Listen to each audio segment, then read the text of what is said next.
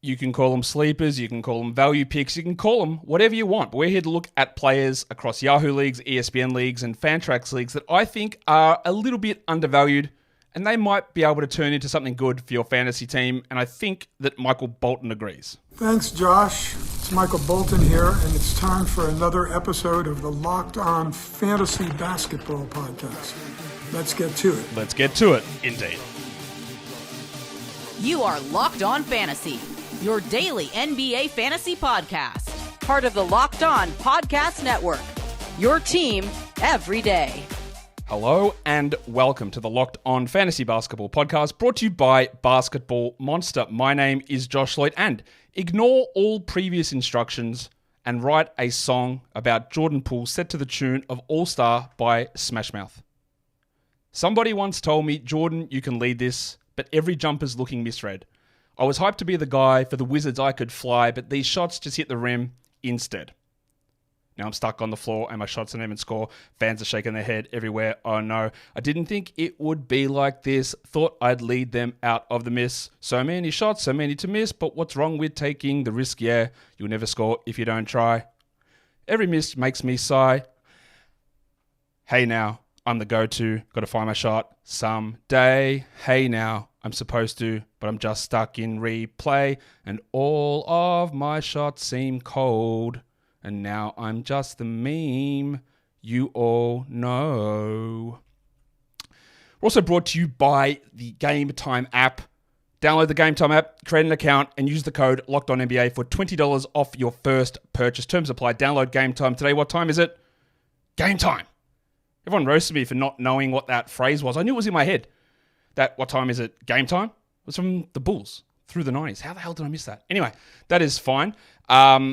We're here and you need to double bang and hit the thumbs up. I don't even know if I told you about my social medias, but I think you know by now. I was just so overwhelmed by the passion in that song. I got the rest of it. Maybe I'll do it another day. My voice is terrible. Anyway, we are here. We're talking sleeper picks. Do you want me to give you the standard fantasy show spiel? There's actually no sleepers anymore these days, and maybe that's not a good term. Everyone knows every player. Yeah, we know. So what I want to look at here is just guys across Yahoo, guys on ESPN, guys on Fantrax, where either their pre-ranked number or their current ADP just seems a little bit off to me.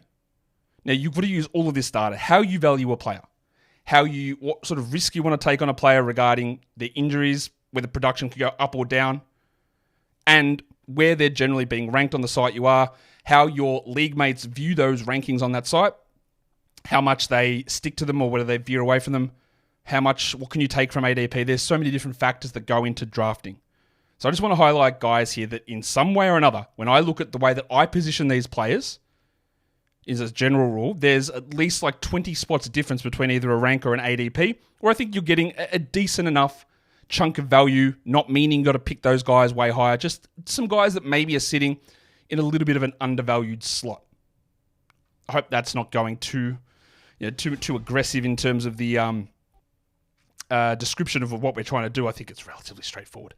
This is for category leagues. So if you are in a points league, there will be one of these coming. But this is for category leagues. So thanks for tuning in and listening to a Jordan Poole song. For a points league, you can see stuff later on. I will redo this when inevitably ESPN changes their ranks, when inevitably Yahoo changes their ranks again, when ADPs adjust. We will do probably 1 to 2 more of these, I would say, throughout the draft process. Maybe one at the end of September and one just before the final week before NBA season starts. Because things change a lot. So we put this out now for this early chunk, a mid chunk, a late chunk. Again, this stuff, you know what I'm talking about. Let's look at Yahoo. Let's talk about some guys that I think are just positioned at this point just a little bit too low. However you want to phrase that. And this guy's name is going to come up a lot, and it is LaMelo Ball, and obviously a lot of you will have issues with LaMelo Ball and that risk that you have to take on, perhaps if you're drafting him, because of the games missed. I am not that worried about the ankle. Yeah, it's annoying that he's missed these games the last 2 years, but he has stayed healthy in the past. We have a different medical staff. I hope they're not going to just be shutting guys down at the end of the season. I hope that's not going to be a problem. And I think he's going to put up pretty good numbers. I think he's possibly going to be a first-round player by the end of the season, But his ADP currently, LaMelo Ball, sits at 28. That's third round value. That's pricing in people being worried about him or swearing off him completely. I'm not that. To me, he's in the second round sort of player with first round upside. But it's a risk, and you have to determine how much of that risk you want to take on. I got Fred VanVleet as well, who is going to come up a lot on this. This is how I know, well, not how I know because I see his numbers, right? But this is how I know that there is definite a confusion about where VanVleet is. Because I put out a thing a week or so ago talking about VanVleet and the fact that even on ESPN his ADP was 92. This is insane. What are we doing here? None of this makes sense. And someone replied back and go, yeah, VanVleet was like a top 20 guy 2 years ago, but man, he really dropped off last season. Did he? He was the 23rd ranked player. So there's an idea out here that VanVleet's not good anymore, which again is absolutely false and insane. So VanVleet's rank of 37 or rank of 80, ADP of 37 and rank of 38 provides immense value to me still on Yahoo. Zion, yes, he missed the playoffs, but he was healthy during the season. He slimmed down. Whether that changed anything or not, I've got no idea. But I do know that at pick 51, ADP and rank 53, I'm actually all right with it. I think there's decent value in that. In a roto league, it's probably not the ideal spot. I'm talking more for category head-to-head. And I do think there is value in Zion at that spot. I think he's going to do actually more this season. I think they're going to lean heavily into Zion. I think the second half of Zion, where his usage went up, his efficiency rose, his defensive stats jumped up, it's encouraging to me. So I'm in. Of course, I'm in on Jordan Poole. There's no question about that. Things did not go well for him last season. There were things, again, that I predicted very, very wrong on that. I thought that he would see more usage and see more minutes, and he did not. Which still doesn't fully make sense to me, but whatever it is, what happened? He only played 30 minutes and he only had 26 usage. But I think he's going to begin the season as the starting point guard, Jordan Poole. So those 17.5 points and 4.5 assists in 30 minutes, does he play 32? Does he go 19 points and 6 assists? I don't know. But I do know that his ADP of 91 and rank of 98 basically, I think, gives you no spot to fail there. I don't see how it's worse than that. Maybe it is. And you have to understand he's going to have some bad field goal percentage and it's going to be infuriating at times. I know this. But I find it really hard to see him at that spot being anything outside of a pretty sizable win, to be honest. Draymond Green's also someone who, yes, there are plenty of concerns with Draymond and Jordan Poole in the same spot here. People are very much off Draymond. The suspensions are a concern. If he does get another incident with suspensions, then he is cooked. I'm confident of that. But ranking him outside the top 100 in the category format, he's way better than that. He's 30, 40 spots better than that per game, I would say. And it's going to be not for everybody. Obviously, the low points is a concern, but the bits and pieces that he does in other areas, they really do need his skill set still on that team that doesn't have many good passers or many great defenders. They've got a bunch of other guys. But I think that he's at that spot. I really do like the perceived value of the big fella. Draymond Green for the Golden State Warriors. Let's go to some other Yahoo value picks, sleepers, the old snooze merchants. I'm going to go with Isaiah Hartenstein. He is going to be a pretty common theme across these shows, I think. ADP of 88 with a rank of 86, Hartenstein. Last season, in the 25 minutes a night that he was playing in New York, some of it as a reserve, some of it as a starter, I think he was better than those numbers anyway. He averaged 8 points, but 8 boards, 1.2 steals, 1.1 blocks, 64% from the field. He played 25 minutes with 12 usage, and I feel really good that maybe both of those go up, but definitely one of them goes up. He's not having 12% usage on the Thunder.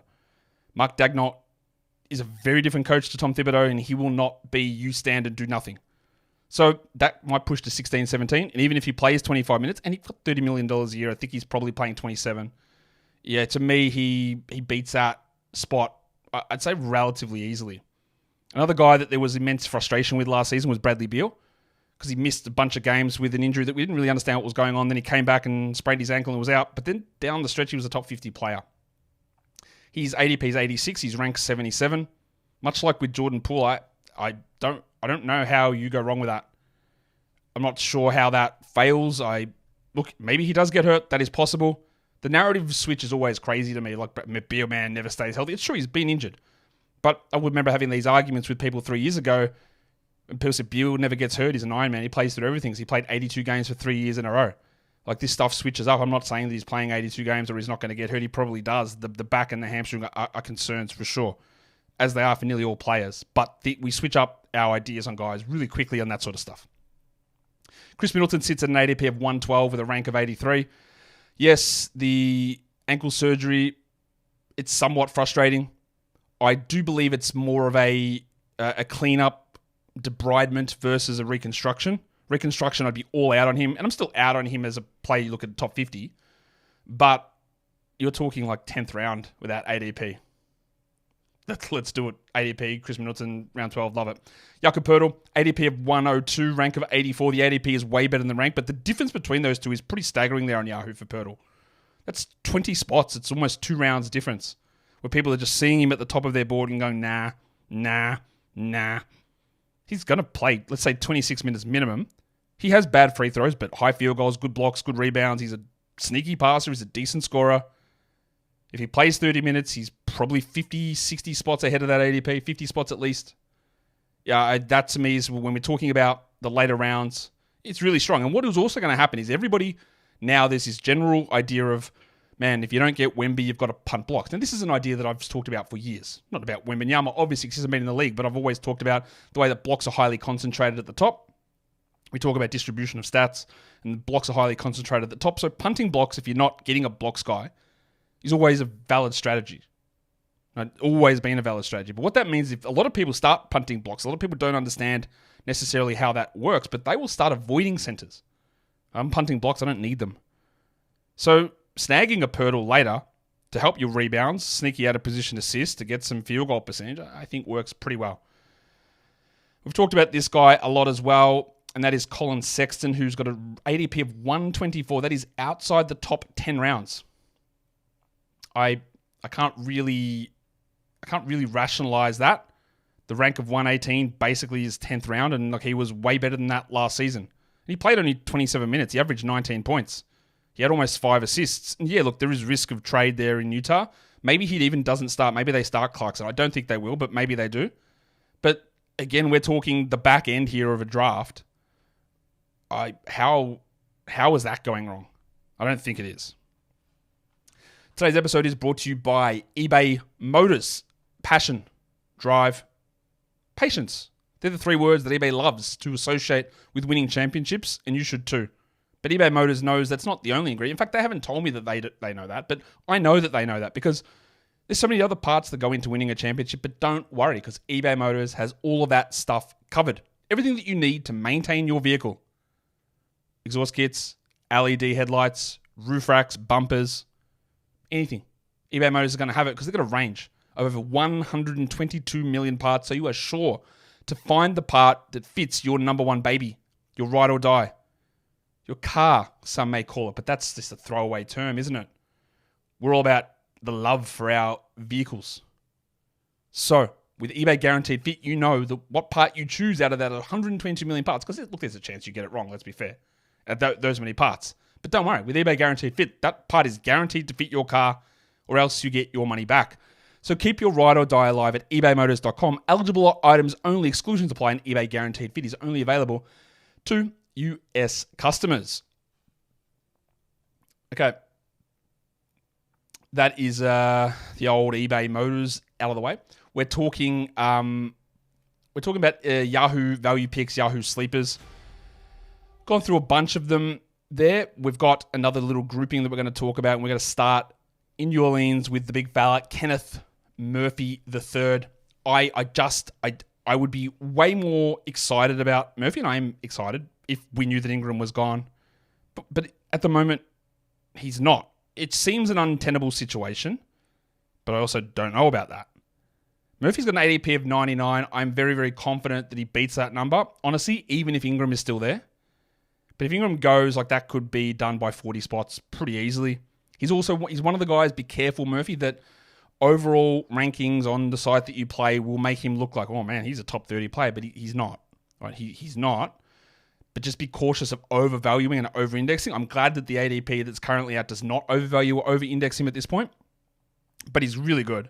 And I think there's some big opportunities here for that to step up. I'm pretty big on Alex Caruso. Now, a lot of the times the rankings will overrate Alex Caruso because of the steal numbers. And that's another one of the things that I talk about a lot. The high variance of steals year to year, game to game, week to week means that when I create rankings and algorithms and positions of players, that I downweight that factor because the majority of us are playing head-to-head category leagues, and that if you're like banking on this guy, well, he averages 1.5 steals, therefore every game he gets 1.5 steals, it does not work that way. And if you over-index on steals that way and the value, you come out in real trouble. And even me doing that, all of that stuff that I do to sort of downweight a lot of the value that Caruso provides, like he's better than this rank of 100 and ADP 102. I'm not sure that he plays as many minutes as he did in Chicago. And I'm definitely not taking him at like 50 or wherever Yahoo's full season rankings had him last season, 40. That's crazy. We'd never do that. But there's pretty good value in Caruso at that spot. And the same goes with OG Anunoby, who again at times has been overvalued by his ability to get steals and blocks, but you know that I downweight that stuff. And him sitting at 109 is still crazy. I think he's got to be higher than that. He's going to play minutes. Yes, there are injuries with Anunoby. Finding enough shots is a tougher thing, but what if they do move on from Randall and he gets an extra 2.5 shots a game, 3 shots a game, along with everything else? I'd like that. So that, look, it's hard to go wrong there. Much like it's hard to go wrong with Ivica Zubac. Now, I know that the history, and history is an important thing. Looking past performances is important, but I'm not going to look at the Clippers and say, well, Ty Lue hates playing Zubac's big minutes, which he has.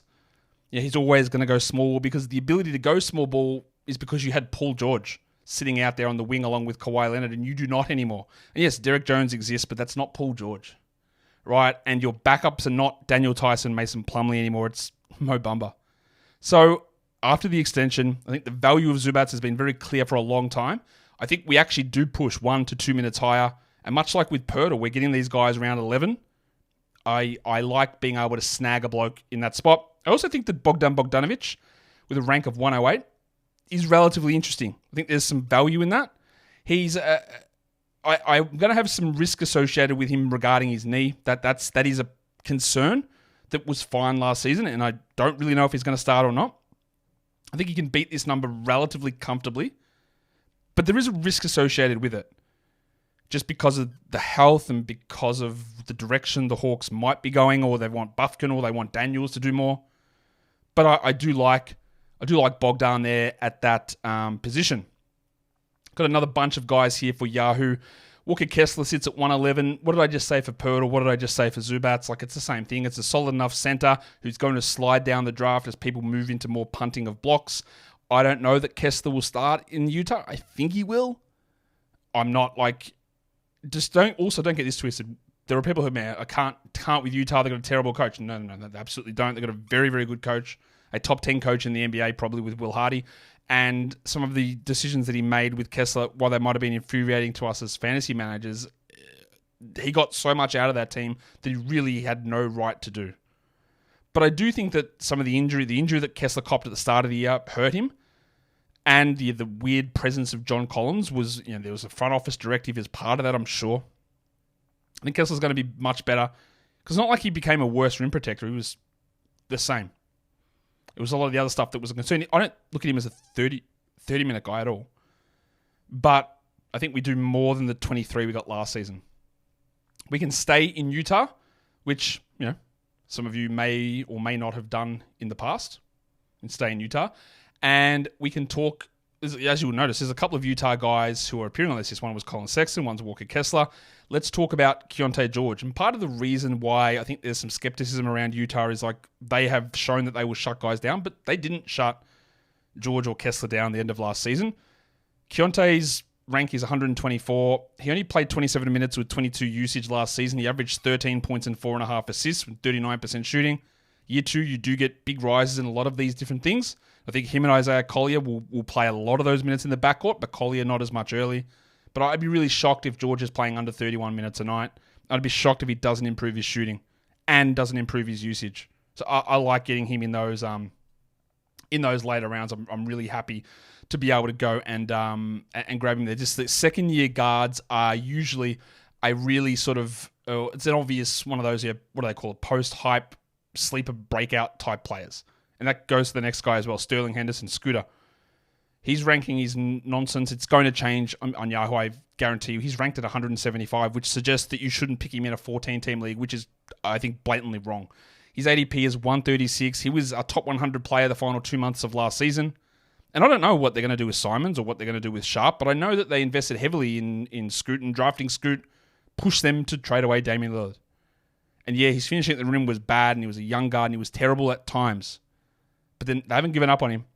You shouldn't give up on him, and that value is insane to me. I think Derek Lively takes the job off Daniel Gafford as the starting center for the Mavs, but Gafford's ranked at 142. Happily take that.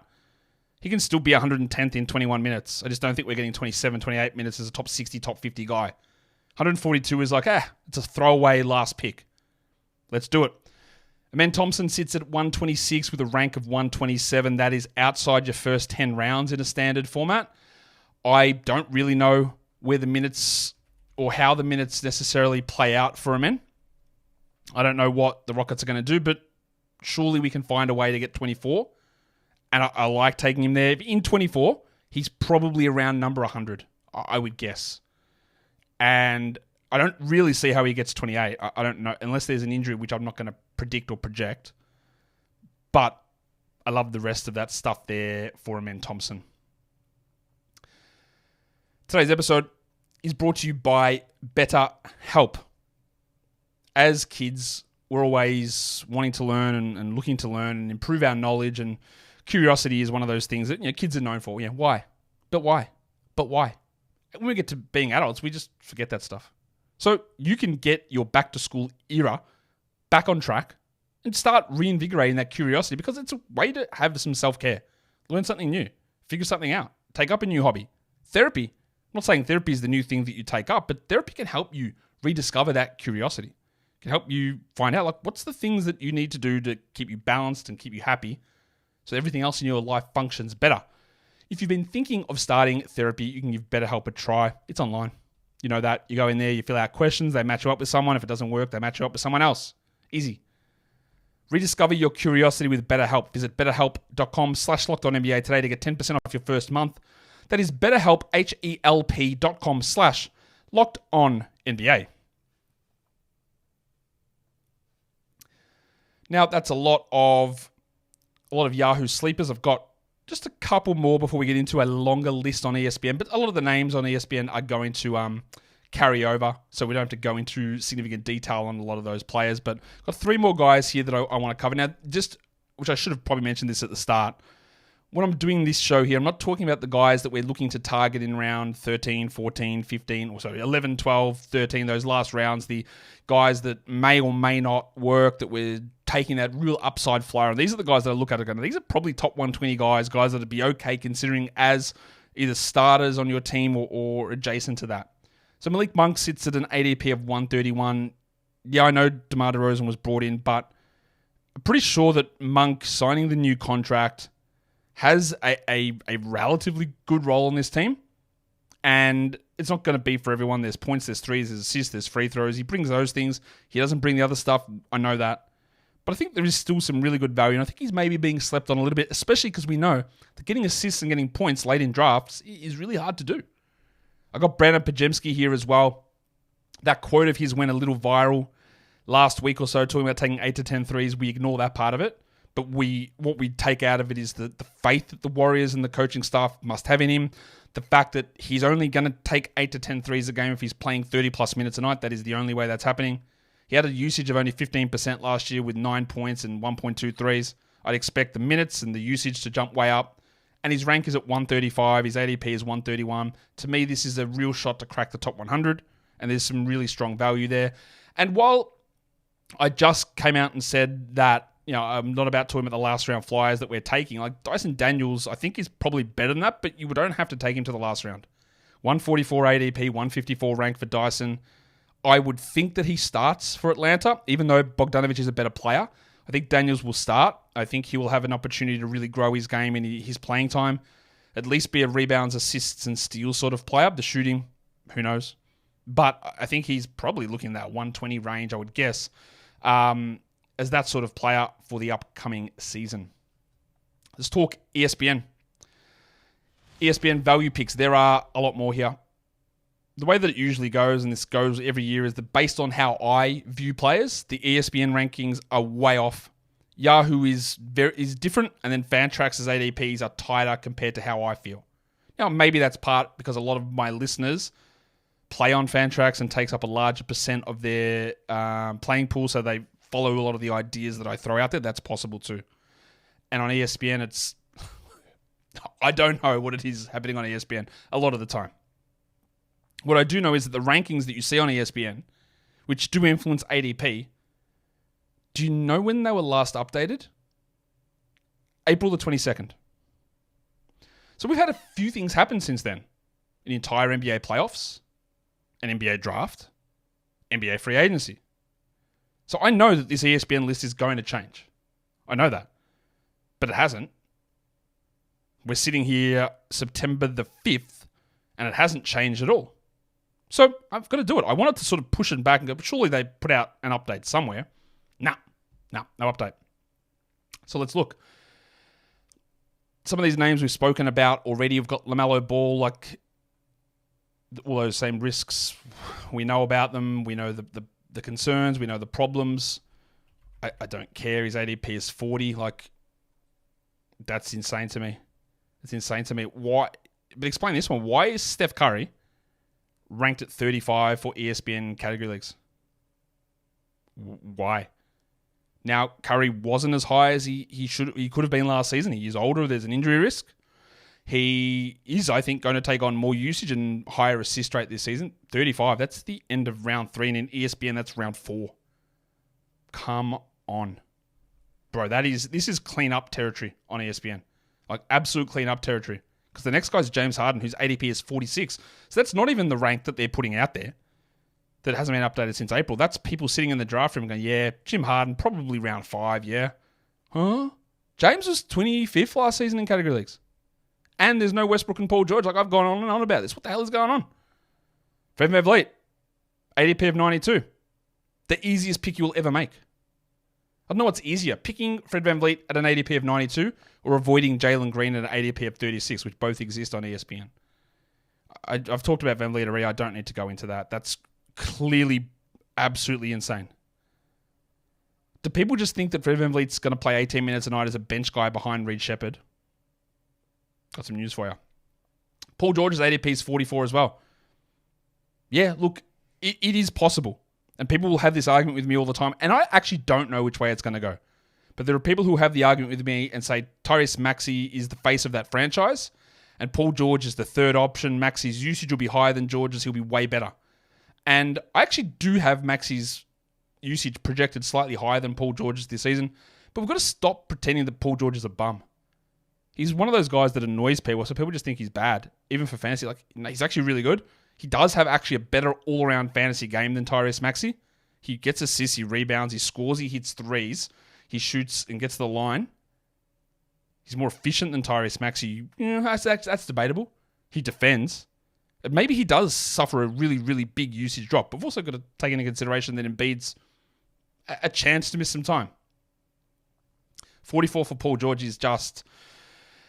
It's hating. It's hating. What about Jaren Jackson? Why the hell is he sitting at number 66?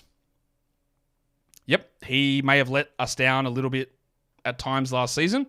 Did he let me down? I guess he let me down a little bit, but as I'm sure you're well aware, I was not in on where he was going last season. In fact, that was crazy to me for him to go in round 1, and even round 2, I was not particularly interested in that. But 66, come on. We're just letting him fall and fall and fall. There's not a lot there that seems to that really jives with me, that really makes sense in the slightest. That just doesn't work. Why is that the thing? Jackson averaged 22.5 last year. He had 5.5 rebounds. Yeah, I know he doesn't rebound, but people go, man, he's a big man, he doesn't rebound. 7th round. 7th round. Yep. Absolutely no worries. He shot 81 from the line and 44 from the field. I'd expect that his usage drops, his field goal percentage rises. We've seen that when he plays with Morant, very obviously. I don't know if Zach Edey is going to help him with his blocks. I think he might. But this is just a ridiculous number. I also think that the spot that they have Evan Mobley is a ridiculous spot as well. He's at 63. And I know that you might say that, well, Evan Mobley hasn't really shown us these big steps forward or anything like that. Only 21 usage and 31 minutes. Remember, he had a significant ankle sprain in the middle of the season. He would have played more minutes than this. He averaged 16 and 9, 1.4 blocks. He shot 72 from the line, and that was an improvement. 58 from the field is great. He's in year 4. He's got the max extension. I really like Mobley. He started hitting threes at a better percentage, low volume, and I don't know how that translates. But even if he just does exactly what he did last season, then 63 is immense value.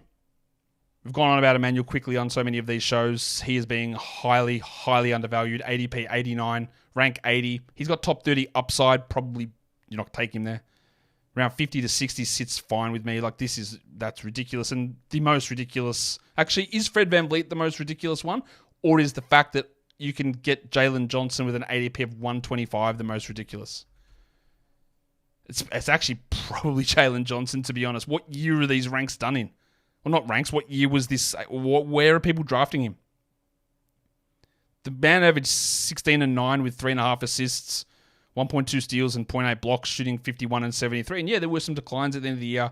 He hurt his ankle a bit, but that's like, is that actually happening in drafts that he's just falling that far? How is it real? Now, I don't actually play on ESPN, and I'm sure you know the reasons why, because it's a bad platform that pays no attention to fantasy. They don't update their player pools. They put out stuff that just makes no sense at times. They just don't have the level of care around it they should. And that's one of them. I actually think Darius Garland, you might not think that Darius Garland at 71 is a value. I do. People say, well, he can't really do it next to Donovan Mitchell. And I'll just say, yeah, he can. He did it 2 years ago. Now, I don't really know what happens with Kenny Atkinson there and how that works, but it was just a weird year. He got smashed in the face. He broke his jaw. He couldn't eat for 3 weeks. He was very lethargic when he came back.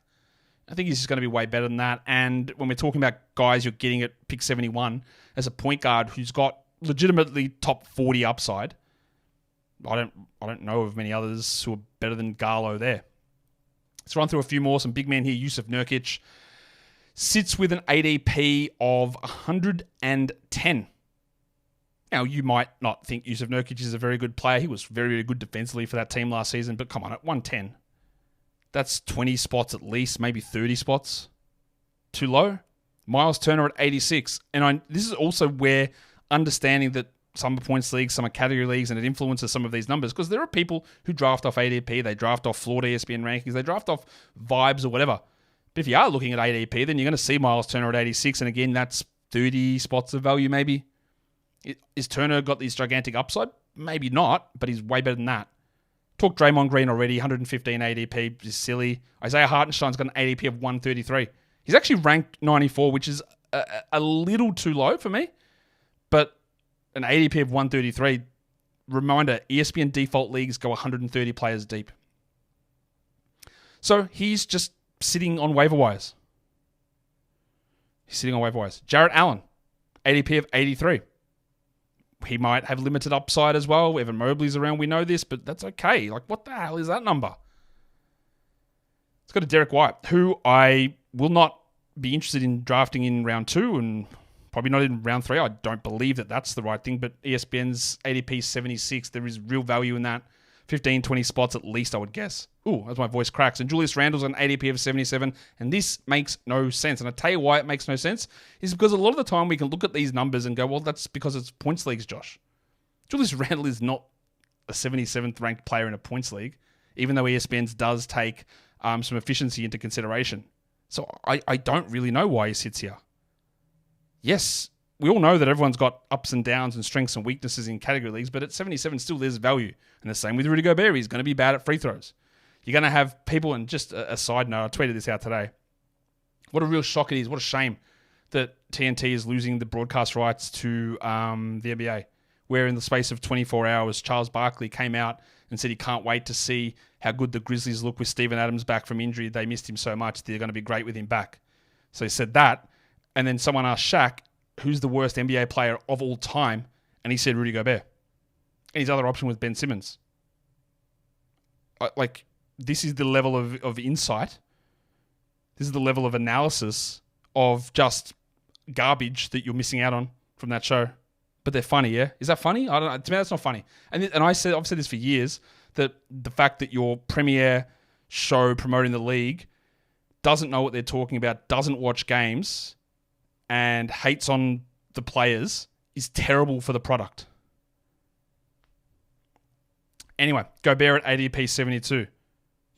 Someone's gonna tell me, man, he just doesn't play fourth quarters in the playoffs. He's a bad defender, and he needs to be doing more than that. And teams hunt him every single possession.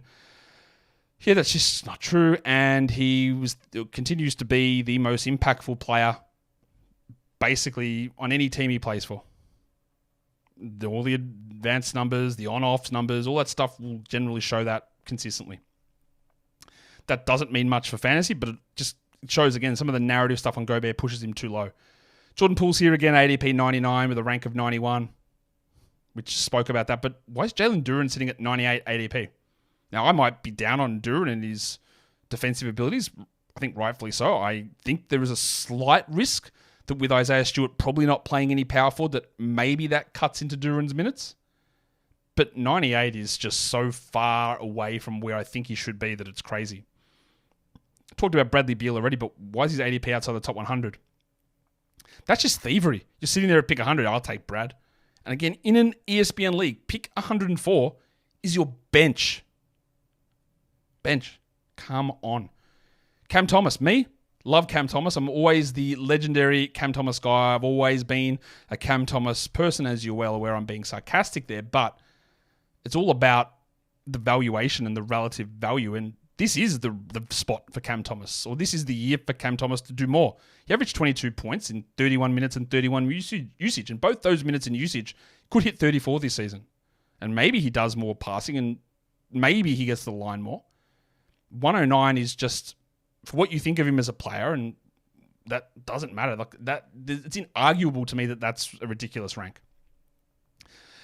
Anthony Simons, I avoided putting on the sleeper list for Yahoo because I was a little worried about what the Blazers are going to do and where he's going to go. But when he sits at 107 Simons on ESPN, there's no risk in that. The games that he does play in Portland, he'll be well ahead of that. And you're talking later picks, so it doesn't matter. Chris Middleton at 106, his value. And then Brandon Miller's ranked at 102. I might be lower on Miller than other people are. We saw him have some struggles with the lack of rebounds, assists, steals, and blocks, and some inefficiency stuff. But he's a rookie, and that stuff should improve. And then we'll see what happens with LaMelo back. Does he take the number 2 role, or does Miles Bridges? There's a lot of question marks. But 102 is just too low, as it is for his teammate, Mark Williams, who, yes, he played 19 games. I know it was frustrating. My man, Josh Longstaff, in charge in Charlotte now with the injuries, and I think hopefully something's different. But ADP of 126, a rank of 112, bro, we're off by 50 spots there. Jakob Poeltl, we spoke about already at 102. I love it. Jalen Suggs at 136.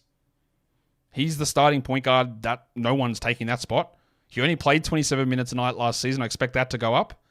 Yeah, he's not a high usage player, and maybe the shooting regresses, but who cares? That's so much value at that spot.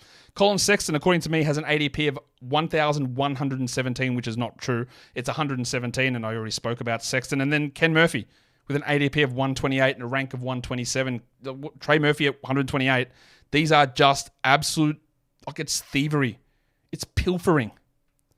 Same with Alex Caruso with an ADP of 131. Yeah, in a points league, that's probably the right spot. But again, if you're drafting in a category league and you're going by ADPs, and he's just sitting way down the bottom of the list. Same goes with Josh Giddey. Those guys traded for each other. Giddey's probably like a top 70-ish guy this season, I would say. I don't really know what happens in Chicago in terms of there is White, there is Giddey, there is Levine, there is Dosunmu, and there is Lonzo Ball, who I just don't think is a factor in this.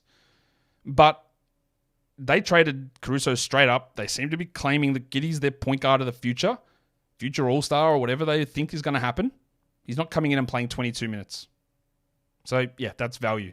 The Jedi Ojenanobi's got an ADP of 127 and a rank of 113, and for some reason I've doubled that up on Zubac, but they're both around that 20 mark, and I've spoken about them both already. And then Drew Holiday's ranked 115th. Now, I am down on Drew compared to others. His usage stepped back massively last season. His steals sort of disappeared, and then he was able to shoot unbelievably, and maybe that doesn't hold. That's possible. But at 115, like, that's free real estate. That's such an easy pick. That's, what's that, minimum 30 spots, 25 spots of value, and it could actually end up more, especially early on in the season when the big fella Kristaps Porzingis is out. Guess what we're still doing? ESPN value picks. This is even without going into the guys that I think are your later round flyers. We've got Bogdanovic at an ADP 117. Kuminga ranked at 136. Like, this is a top 100 player. He's going to have to do more for the Warriors. Keyonte George with a rank of 233. Like, okay. And Scoot with a rank of 177. I know they were rookies and they are second-year guards, but this is what happens. We overvalue rookies and we underrate second-year players. And the value in those second-round guys hits often. And Gafford sits at an ADP of 133. Look, just take that flyer up. He starts, he doesn't matter at that spot. That is really tremendous value. Do you reckon there's more for ESPN? Absolutely there is. Let's talk about Amen Thompson, who sits with an ADP of... a rank of 169. Malik Monk, ADP 132. Pajemski at 135 and ranked 160. These are we talked about them in the Yahoo section already. Herb Jones with an ADP of 134, which, like Caruso, I get that in a points league, but you're not in a points league. If you're in an ESPN category league, the ADP is going to show up the same. So that, okay, I'm not as big on people who go Herb's a third round player because I don't believe any of that, but I also don't think he's that guy. And then Derek Lively, they've got both Mavs centers, just whatever. Lively at 135. I think Lively's going to start. He's going to play more minutes than Gafford. He's a worse per minute player, but he could also step up, although his comments on Rudy Gobert just add it to the pack of people that maybe don't know what they're talking about. Well, he's an NBA player, of course he knows. Yeah, okay. Lively ADP 135. That's a great late pick. Also remember, any ADP outside 130 is not drafted in ESPN standard leagues, which is mind-blowing. 130 is also too small of a player pool for a standard league when the NBA runs 570 deep and there's 150 starters in the league. But that's a secondary point that I made into a primary point. We are going to talk Fantrax now. So there's a lot of ESPN ones. Fantrax, the value picks aren't as plentiful and aren't as bounteous. Got about 13 or 14 of them, I think. A lot of the names we spoke about already. So don't need to go into too much detail here. Draymond Green, I think, is some real value still on Fantrax with an ADP of 105. Sexton at 115. Nurkic at 94. I think he's actually still a bit of value on Fantrax. Malik Monk at 142. People are just letting him slide all the way through. Maybe I'm just off on that. But I think that ability to get points and assists and free throws late in the draft is impossible to find. Unless it's Colin Sexton. And Zubac sits at an ADP of 119. That is going to come in, I think, pretty aggressively over on Fantrax. I think that'll come into around 100 to maybe even 95 over the coming weeks. But at the moment, it sits way too low there for Ivica Zubac. Jordan Poole's at ADP of 88. It's getting better. It's better than where it sits on ESPN and Yahoo. I still think it's a little bit low. I still think he's going to be better than that. Jakob Poeltl 104. Yep. Caruso 107. Middleton 99. And Dyson Daniels 149. These are a lot of the same names that I am higher on than the general consensus of people across these multiple sites. And then to round us out, we've got 4 other names here. And there is a name there that we haven't spoken about, but we'll talk about that now. Hartenstein's there. His ADP on Fantrax, I actually thought the Fantrax people would be a little bit more higher on him at 85, the ADP, which is better, but it's still not where I want it to be. Taylor Hendricks at 151. I am getting more and more convinced that he will start for Utah. And I put that there just to say I think he might be able to be a top 125 player. Maybe. He's reasonable taking your last rounds. That's okay, but it's not like wow, that's terrible. We should be way higher. But I'm just getting a little bit more interested in him. Pajemski at 133. I think we go a little higher there as well. But the other one is D'Angelo Russell at 85. I think he's way better than that. I don't know how JJ Redick's going to work him. I don't think we're going to see the back and forward that we saw with Russell last season. He was bad, but then he got benched, and then he came back and became Steph Curry for 4 weeks. I think at 85, you might sneak 15, 20 spots of value out of D'Lo, especially when we're trying to prioritize assists in the middle rounds, which do start to disappear pretty quickly. And that is a run across the NBA. It's a run across fantasy sites.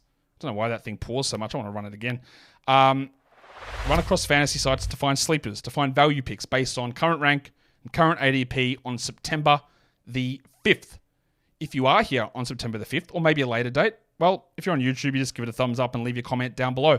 Which one of those that I put up across those multiple names that we put up there on the different sites did you think was, probably the best value pick, or one that you go, I'm not really sure this one is a value pick? Or is there someone else maybe that you think that I didn't cover who does profile to you as a sleeper? Guys, we are done here. Thank you so much for listening, everyone. See ya.